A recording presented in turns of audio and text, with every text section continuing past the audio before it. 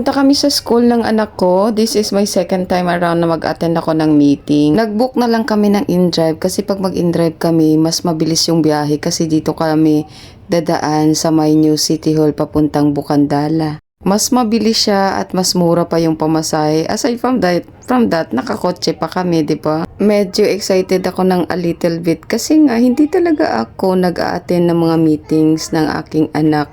Most of the time yung asawa ko talaga kasi dito lang ako sa loob ng bahay. Ayaw ko talagang umalis.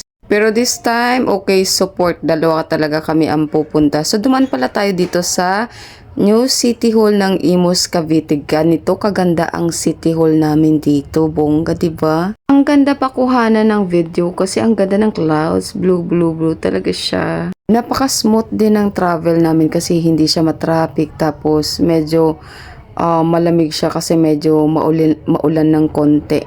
Dito na nga kami sa school ng anak ko. Pagkaganda pala ng school nila. Hindi ko siya masyadong naikot.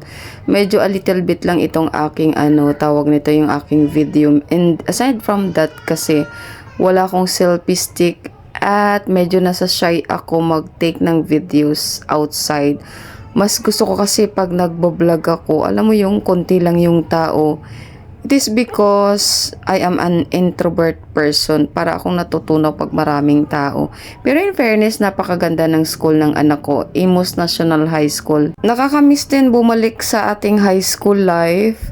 Parang kailan lang meron akong high school. I cannot imagine na napakabilis talaga ng panahon. Yung anak ko pala ay grade 8 na siya. Magti 13 years old na siya ngayong July 5. Sobrang bilis lang ng panahon. Book na lang kami ng in-drive ni Habi para mas okay at hindi hassle yung biyahe namin kasi medyo maulan to. Happy din ako kasi kahit papaano nakakapag-support ako at napupuntahan namin ng hubby ko yung mga meeting na importante sa school ng anak ko. Maganda pa rin both parents yung support sa anak natin.